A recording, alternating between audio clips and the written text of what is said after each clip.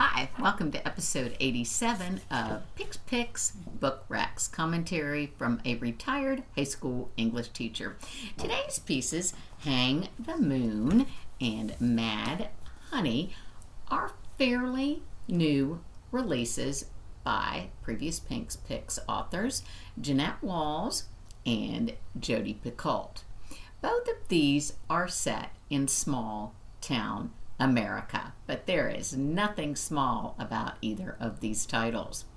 Hang is set in the fictional Haywood, located in southwestern Virginia, primarily during Prohibition. After an accident with her half-brother, Sallie Kincaid is banished from her home and sent by her stepmother to live with an aunt.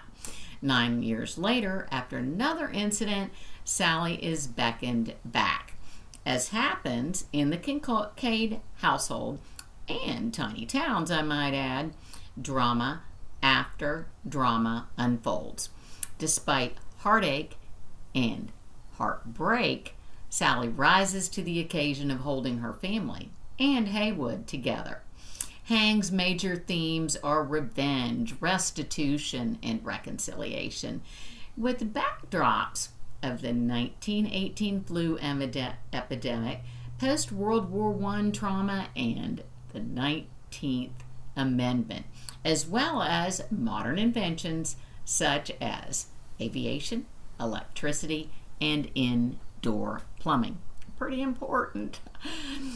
The title Hang the Moon refers to Sallie's realization that her larger-than-life father, whom she and others had deified, was a mere mortal after all.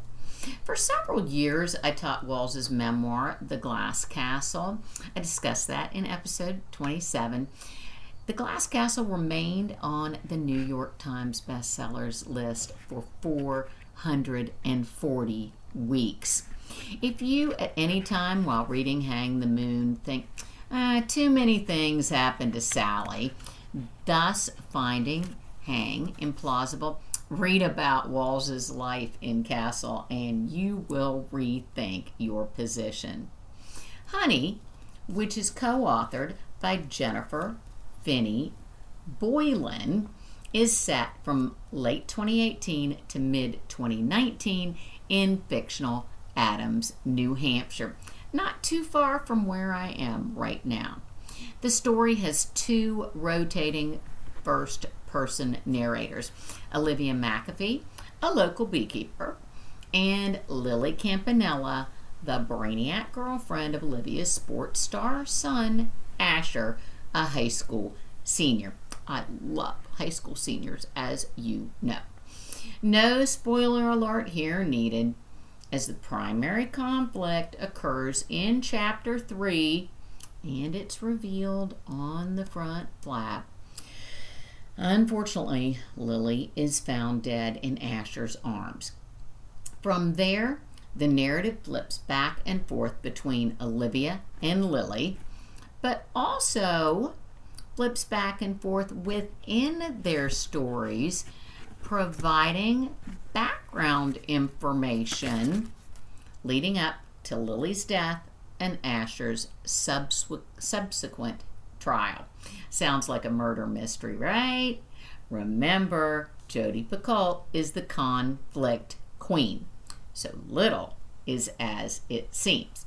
I'm not intentionally leaving the co-author out. I just haven't read anything else of hers before, so it's difficult for me to discuss her with reference to some of her previous pieces.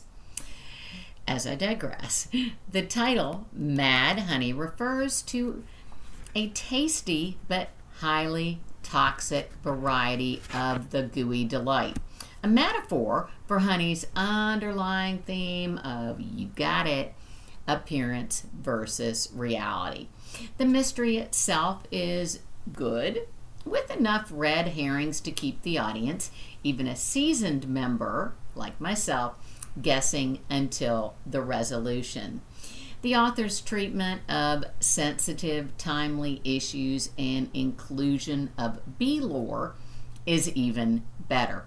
I had absolutely no idea that it takes a dozen bees to gather enough nectar to make 1 teaspoon of honey, with each of those bees alighting on roughly 2,600 flowers and flying 850 miles back and forth.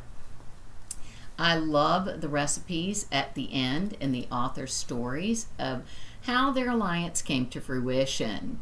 Ultimately, though, I would classify honey as a beach or an airport read.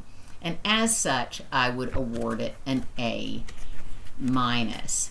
Meanwhile, I love Walls's definition of family, both that which we're born into, albeit dysfunctional in this case, and that which you put together from pieces that don't go anywhere else.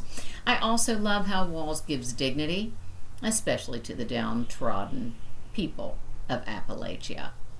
I give it an A.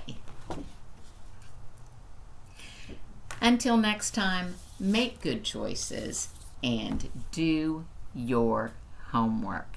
Bye-bye.